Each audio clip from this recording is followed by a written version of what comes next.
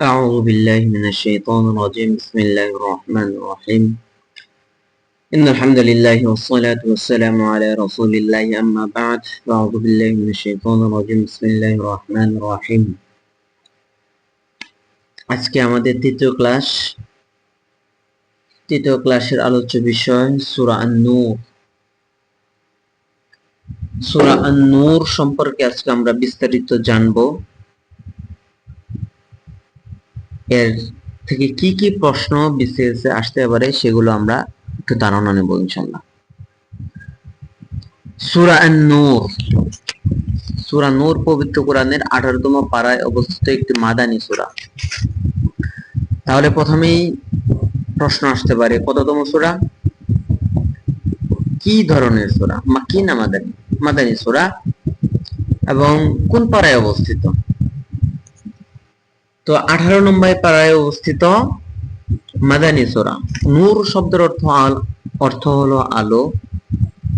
এই সূরাতে এমন কিছু বিধিবিধান আলোচিত হয়েছে যা প্রতিপালন করলে মানব জীবনে প্রকৃতপক্ষে আলোকিত হয়ে উঠবে। এই কারণে উক্ত সূরাটিকে সূরা আন-নূর বলে নামকরণ করা হয়েছে। সূরা নূর সামাজিক বিধিবিধান সম্মিলিত একটি গুরুত্বপূর্ণ সূরা। সূরাটিতে ব্যভিচারের শাস্তি, লিয়ানের বিধান পদ্ধতি, ইফকের ঘটনার সাথে জড়িতদের শাস্তি ও মুমিনদের কর্তব্য, শয়তানের অনুসরণ থেকে সতর্কতা, অন্যের বাড়িতে প্রবেশের নিয়ম বিধান, মুমিন নরনারীর প্রতি দৃষ্টি সংযতকরণ, সতীত্ব সংরক্ষণ, মহিলাদের পর্দার বিধান ইত্যাদি আলোচনা করা হয়েছে। সূরার শেষের দিকে ওইসব মুমিনদের কথা আলোচনা করা হয়েছে যারা শত ব্যস্ততার মধ্যেও আল্লাহর স্মরণ থেকে গাফেল হয় না, ও তাদের বৈশিষ্ট্য মুনাফিকদের সম্পর্কে আলোচনা করা হয়েছে এবং সমষ্টিগত মুখলিসের আদব তুলে ধরা হয়েছে। প্রথমে আমরা আলোচনা করব ব্যভিচারের বিধান ও শাস্তি। সূরার শুরুতেই আল্লাহ তাআলা বললেন, এটি একটি সূরা যা আমি নাজিল করেছি, অথচ সকল সূরাই আল্লাহ তাআলার পক্ষ থেকে নাজিলকৃত। এখানে বিশেষ করে উল্লেখ করা হলো যে এ সূরার বিধিবিধানের বিশেষ গুরুত্ব রয়েছে যা অবশ্য পালনীয়। অতঃপর আল্লাহ তাআলা অবিবাহিত নারী ও পুরুষের জিনা বা ব্যভিচার করার শাস্তি বর্ণনা করেছেন। ব্যভিচার হলো শরীয় পন্থায় বিবাহ বন্ধন ব্যতীত যে কোনো নারী পুরুষের যৌন সম্পর্ক। সাক্ষ্যের আলোকে ব্যভিচার প্রমাণিত হলে হদ কায়েম করা হবে। এছাড়া মানুষের হাতের, পায়ের, কানের, মুখের ও চোখের ব্যভিচার হয়ে থাকে, সেগুলোর জন্য হদ কায়েম করা হবে না। ইসলামের নৈতিক মানদণ্ডে যে সকল আচরণ জঘন্যতম ও নৈতিক ও সামাজিক অপরাধ হিসেবে বিবেচিত হয় তার মধ্যে ব্যভিচার নিকৃষ্টতম। ব্যভিচার এমন একটি মারাত্মক অপরাধ যা পারিবারিক জীবনযাপন বিপর্যস্ত করে, একজন নারীর জীবনকে আজীবনের জন্য কলঙ্কিত করে, মানুষের বংশনামা নষ্ট করে, সমাজে অশান্তি সৃষ্টি করে, সর্বোপরি আল্লাহ তাআলার কঠিন শাস্তিযোগ্য ব্যক্তি হিসেবে গণ্য হয়। ইসলাম এর শাস্তিযোগ্য ও জঘন্যতম অপরাধ প্রতিরোধে ব্যবস্থা গ্রহণ করেছে, যেমন সামর্থ্য থাকলে বিবাহ করা, নিজ নিজ দৃষ্টি সংরক্ষণ করা, নারীদের যথাসম্ভব ঘরে অবস্থান করা, বাহিরে সৌন্দর্য প্রকাশ করে চলাফেরা না করা, মাহরাম বা স্বামী ছাড়া একাকী সফর না করা সহ অনেক ব্যবস্থা রয়েছে। ব্যভিচারের প্রাথমিক শাস্তি যা ইসলামে অস্থায়ীভাবে নির্ধারণ করা হয়েছিল তা সূরা নিসার 15 নং আয়াতে আলোচনা করা হয়েছে। তাতে বলা হয়েছিল, যতক্ষণ এ ব্যাপারে কোনো স্থায়ী শাস্তি নির্ধারণ না হয় ততক্ষণ পর্যন্ত সে সমস্ত ব্যভিচারী মহিলাদেরকে ঘরে আবদ্ধ রাখা হবে। কিন্তু সূরা নূরের 2য় আয়াত নাজিল হলে রাসূল সাল্লাল্লাহু আলাইহি ওয়াসাল্লাম বলেন, তোমরা আমার কাছ থেকে ব্যভিচার নারী পুরুষের শাস্তি শিখে নাও। আল্লাহ তাআলা তাদের শাস্তি নির্ধারণ করে দিয়েছেন, তা হলো অবিবাহিত পুরুষ ও নারীর জন্য 100 বেত্রাঘাত এবং 1 বছর দেশান্তর, আর বিবাহিত হলে 100 বেত্রাঘাত ও রজম। রজম হলো পাথর মেরে হত্যা করা। সুতরাং বোঝা গেল ব্যভিচারী নারী পুরুষ অবিবাহিত হলে 100 বেত্রাঘাত করতে হবে। এটা অত্র আয়াত দ্বারা প্রমাণিত। 100 বেত্রাঘাতের সাথে 1 বছরের জন্য দেশান্তর করতে হবে। আর বিবাহিত হলে 100 বেত্রাঘাত ও রজম তথা পাথর মেরে হত্যা করা। যদি একজন বিবাহিত হয় অপরজন অবিবাহিত হয়, তাহলে বিবাহিতের উপর বিবাহিতের বিধান আর অবিবাহিতের উপর অবিবাহিতের বিধান কায়েম করা হবে।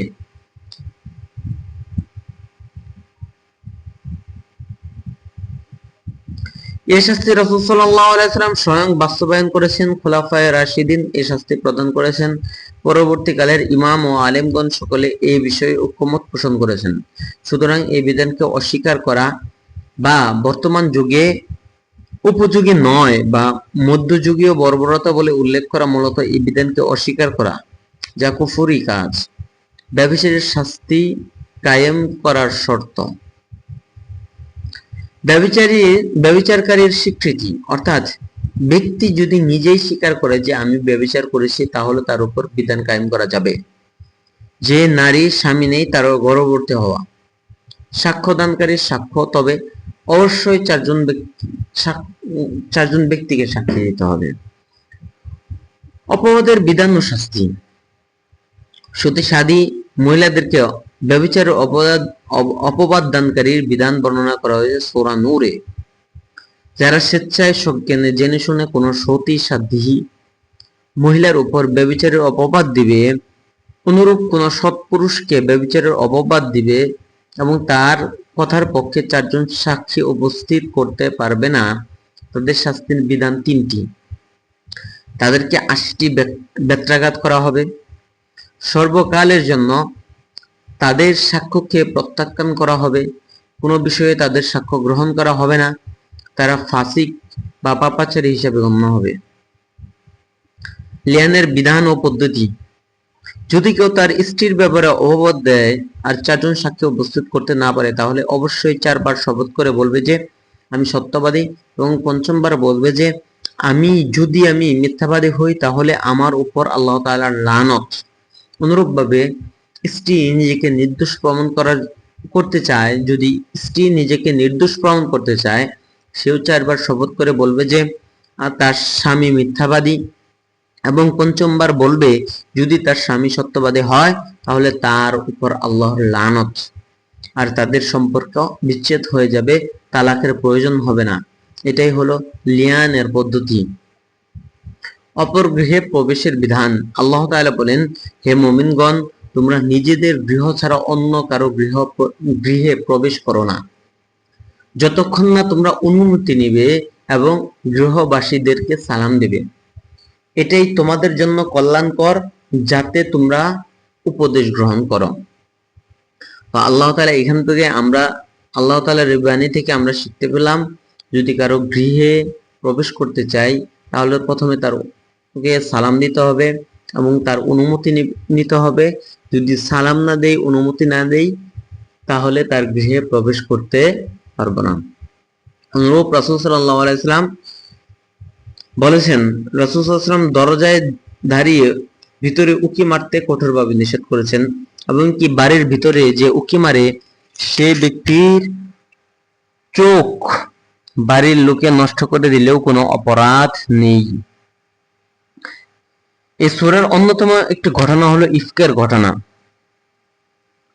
যেটার সাথে জড়িত রাসূল সাল্লাল্লাহু আলাইহি ওয়াসাল্লামের অন্যতম স্ত্রী হযরত আয়েশা রাদিয়াল্লাহু তাআলা আনহা।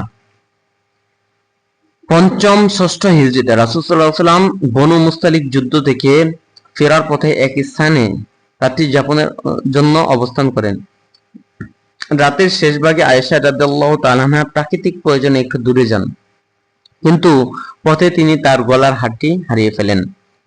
তিনি তার হার খুঁজতে থাকেন। এদিকে কাফেলা রওনা হয়ে যায়। তিনি হাওদার ভিতরে আছেন মনে করে কেউ আর তার খোঁজ করেনি, কারণ তার শারীরিক গঠন ছিল হালকা। হার খুঁজে পেয়ে তিনি এসে দেখেন কাফেলা চলে গেছে। তখন তিনি ছুটাছুটি না করে সেখানেই বসে পড়েন, এ আশায় যে কাফিলা রেখে যাওয়া মালামালের সন্ধানে নিয়োজিত কোন লোক আসবেন। অবশেষে এই কাজে নিয়োজিত সাফওয়ান রাদিয়াল্লাহু তাআলা আনহু সকালবেলায় আয়েশা রাদিয়াল্লাহু তাআলা আনহাকে দেখতে পেলেন এবং নিজের উটে তাকে আরোহণ করিয়ে নিজে পায়ে হেঁটে উটের রশি টেনে সসম্মানে তাকে নিয়ে কাফেলার সাথে মিলিত হন। এই ঘটনাকে কেন্দ্র করে মুনাফিক সরদার আব্দুল্লাহ ইবনে উবাই কয়েকজনকে সাথে নিয়ে আয়েশা রাদিয়াল্লাহু তাআলা আনহার ব্যাপারে মিথ্যা অপবাদ রটাতে থাকেন। অবশেষে আল্লাহ তাআলা কতিপয় আয়াত নাজিল করে আয়েশা রাদিয়াল্লাহু তাআলা আনহাকে নির্দোষ ঘোষণা করেন এবং অপবাদ রটনাকারীদের কঠিন শাস্তির কথা জানিয়ে দেন। এই ঘটনাটি ইফক এর ঘটনা হিসাবে প্রসিদ্ধ। প্রধান বিধান: মুমিন পুরুষদেরকে বলো তারা তাদের দৃষ্টিকে সংযত রাখবে এবং তাদের লজ্জাস্থানের হেফাজত করবে, এটাই তাদের জন্য অধিক পবিত্র। নিশ্চয়ই তারা যা করে সে সম্পর্কে আল্লাহ সম্যক অবহিত। আর মুমিন নারীদেরকে বলো যেন তারা তাদের দৃষ্টিকে সংযত রাখে এবং তাদের লজ্জাস্থানের হেফাজত করে, আর যা সাধারণত প্রকাশ পায় তাছাড়া তাদের সৌন্দর্য তারা প্রকাশ করবে না। তারা যেন তাদের ওড়না দিয়ে বক্ষ দেশকে আবৃত করে রাখে, আর তারা যেন তাদের স্বামী, পিতা, শ্বশুর, নিজের ছেলে, স্বামীর ছেলে, ভাই, ভাইয়ের ছেলে, বোনের ছেলে, আপন নারীগণ, তাদের ডান হাত যার মালিক হয়েছে, অধীনস্থ, যৌন কামনা মুক্ত পুরুষ অথবা নারীদের গোপন অঙ্গ সম্পর্কে অজ্ঞ বালক ছাড়া কারো কাছে নিজেদের সৌন্দর্য প্রকাশ না করে। আর তারা যেন নিজেদের গোপন সৌন্দর্য প্রকাশ করার জন্য সজোরে পদচারণ না করে। 35 নং আয়াতের তাফসীর। অত্র আয়াতে বলা হচ্ছে যে আল্লাহ তাআলা স্বয়ং আকাশমণ্ডলী ও জমিনের নূর বা আলো। এটি মা'নুল হাসি তথা ইন্দ্রিয়গত ও অর্থগত উভয় দিক থেকে। তা হলো আল্লাহ তাআলা সত্তাগত নূর, তার হিজাব নূর। তার হিজাব যদি খুলে দেওয়া হয় তাহলে সৃষ্টির যে পর্যন্ত তার জ্যোতি যাবে তত দূর পড়ে যাবে। অর্থগত হলো আল্লাহ তাআলার কিতাব নূর, শরীয়ত নূর, মুমিন বান্দাদের অন্তরের ঈমান ও নূর। যদি মুমিনের অন্তরে এ নূর না থাকতো তাহলে তাগুতের অন্ধকার তাদেরকে আচ্ছাদিত করে নিত। এতে বোঝা যায় আল্লাহ তাআলার অস্তিত্ব আছে।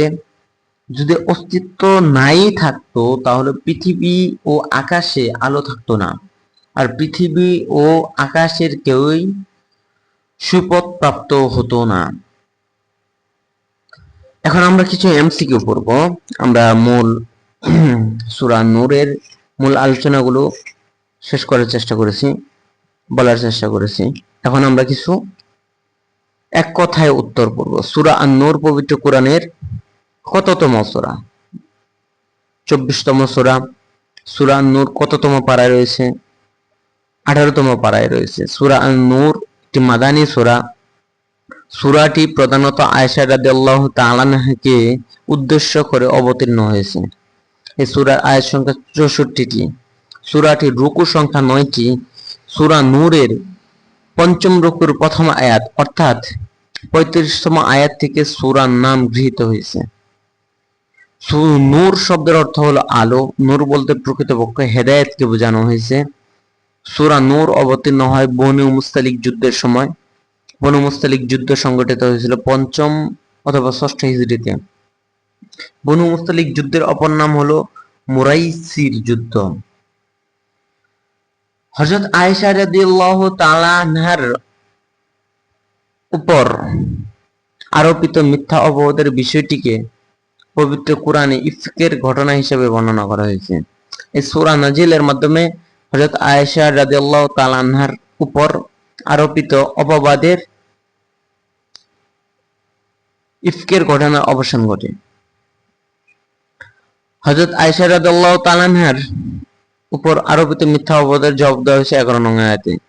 অনুমতি ছাড়া অপরের গৃহে প্রবেশ করতে নিষেধ করা হয়েছে 17 নং আয়াতে। 27 নং আয়াতে পুরুষদের দৃষ্টি অবনত ও লজ্জাস্থানের হেফাজত করতে বলা হয়েছে 30 নং আয়াতে। নারীদের দৃষ্টি অবনত ও লজ্জাস্থানের হেফাজত করতে বলা হয়েছে 31 নং আয়াতে। গায়রে মাহরাম যাদের সাথে দেখা করা নিষিদ্ধ কিন্তু বিয়ে সিদ্ধ এর তালিকা প্রদান করা হয়েছে 31 নং আয়াতে। মুসলিমদের একে অপরকে সালাম করার নির্দেশ দেওয়া হয়েছে 27 নং আয়াতে। পৃথিবীতে আল্লাহ তাআলার সবচেয়ে পছন্দনীয় জায়গা হলো আল্লাহর ঘর মসজিদ। পৃথিবীতে হজ প্রতিষ্ঠিত হওয়া পৃথিবীর অধিবাসীদের জন্য 40 দিনের বৃষ্টিপাত অপেক্ষা উত্তম। পৃথিবীতে হজ প্রতিষ্ঠিত হওয়া পৃথিবীর অধিবাসীদের জন্য 40 দিনের বৃষ্টিপাত অপেক্ষা উত্তম। ব্যভিচারের ক্ষেত্রে পাথর ছুঁড়ে মারার শাস্তিকে অস্বীকার করে খাওয়ারিজ সম্প্রদায়। ব্যভিচারের ক্ষেত্রে পাথর ছুঁড়ে মারার শাস্তি হাদিসে মুতাওয়াতির দ্বারা প্রমাণিত। হাদিসে মুতাওয়াতির অনেকে জানে অনেকে জানে না। হাদিসে মুতাওয়াতির বলা হয় এমন হাদিসকে যে হাদিসের বর্ণনাকারীর সংখ্যা এতই যে তার মধ্যে মিথ্যা হতে পারে এরকম কল্পনাও করা যায় না। মিথ্যা হতে পারে এমন কল্পনাও করা যায় না। তো এরকম হাদিসকে হাদিসে মুতাওয়াতির বলা হয়। ব্যভিচারীকে মুমিনদের জন্য বিবাহিত করা হারাম। তাইফাতুন শব্দের অর্থ দল। লিয়ানের বিধান অবতীর্ণ হয়েছে হেলাল বিন উমাইয়া রাদিয়াল্লাহু তাআলা আনহুর ব্যাপারে। মুসলমানদের সর্বপ্রথম হযরত হেলাল ইবনে উমাইয়া রাদিয়াল্লাহু তাআলা আনহু তার স্ত্রীর মধ্যে লিয়ান হয়েছিল এবং হেলাল রাদিয়াল্লাহু আনহু কিন্তু প্রথম এই লিয়ানের ব্যাপারে জিজ্ঞাসা করেছিলেন, যার কারণে তার সাথে আল্লাহ তাআলার ইচ্ছা আর কি। ইফক শব্দের অর্থ কি? মিথ্যা ঘটনা বা অপবাদ। ইফকুম মুবিন শব্দের অর্থ সুস্পষ্ট অপবাদ। মুহসানাত পবিত্র সতী নারী। জুনাহন পাপ। মারাদুন অসুস্থ ব্যাধি। হারাজুন অর্থ দোষ। আমা শব্দের অর্থ অন্ধ। আরাজ শব্দের অর্থ পঙ্গু। সামিআনা ওয়া আতা'না আমরা শুনলাম এবং মানলাম বা আনুগত্য করলাম। সাহাবীদের ক্ষেত্রে এটা প্রযোজ্য। মুত্তাকি শব্দের অর্থ হলো আল্লাহ ভীরু পরহেজগার। আইমা শব্দটি আইয়াম শব্দের বহুবচন। এমন নরনারী যিনি বর্তমানে বিবাহিত নন অর্থাৎ অবিবাহিত, তালাকপ্রাপ্ত, বিধবা। নারীদের বিবাহের ক্ষেত্রে অভিভাবকের অনুমতির প্রয়োজন হয়। এমন ব্যক্তিকে সাহায্য করা আল্লাহর উপর আবশ্যক যিনি নিজেকে পবিত্র রাখতে বিবাহ করেন। যে যুগের দাসদাসীরা ব্যভিচার করে প্রাপ্ত অর্থ মনিবদের দান করত, এটা হলো আইয়ামে জাহিলিয়ার যুগে। ইফকের ঘটনায় জড়িত ছিলেন যে 3 জন সাহাবী, হযরত মিসতাহ রাদিয়াল্লাহু আনহু, হযরত হাসান, হযরত হিমনা রাদিয়াল্লাহু তাআলা আনহু। সূরা নূরে হযরত আয়েশা রাদিয়াল্লাহু তাআলা আনহু সম্পর্কে বর্ণিত আয়াতের সংখ্যা 10টি। আয়ামা ইফকের ঘটনার সাথে হযরত আয়েশা রাদিয়াল্লাহু তাআলা আনহার যে আত্মীয় জড়িত ছিল মিসতাহ ইবনে আসাসা রাদিয়াল্লাহু তাআলা। ইফকের ঘটনার পরে রাসূল সাল্লাল্লাহু আলাইহি ওয়াসাল্লামের কাছে ওহী আসা বন্ধ ছিল প্রায় 1 মাস। মিসতাহ ইবনে আসাসা রাদিয়াল্লাহু তাআলা আনহু ছিলেন হযরত আয়েশা রাদিয়াল্লাহু তাআলা আনহু হযরত আবু বকর রাদিয়াল্লাহু আনহুর খালাতো ভাই। বনু মুস্তালিক যুদ্ধের সময় হযরত আয়েশা রাদিয়াল্লাহু তাআলা আনহুর নিজ দল থেকে বিচ্ছিন্ন হয়ে তার নিজ দল থেকে বিচ্ছিন্ন হলে যে সাহাবী তাকে নিয়ে মদিনায় আসেন তিনি হলেন সাফওয়ান রাদিয়াল্লাহু আনহু। সংক্ষিপ্ত করে মনে রাখবেন। তারপরে আল্লাহ তাআলা পৃথিবীতে কৃতিত্ব প্রদান করবেন সৎকর্মশীলদের। মানুষজন যেভাবে পরস্পর ডাকে সেভাবে রাসূল সাল্লাল্লাহু আলাইহি ওয়াসাল্লামকে ডাকা যাবে না। আরো কিছু সম্ভাব্য প্রশ্নোত্তর আছে, এগুলো আমি একটু টেনে দিয়ে দেখাই দিলাম, আপনারা স্ক্রিনশট নিয়ে নেবেন। আচ্ছা, আজকের ক্লাসটা এই পর্যন্তই। আবার দেখা হবে ইনশাআল্লাহ অন্য কোনো এক ক্লাসে। আসসালামু আলাইকুম ওয়া রাহমাতুল্লাহি ওয়া বারাকাতুহু।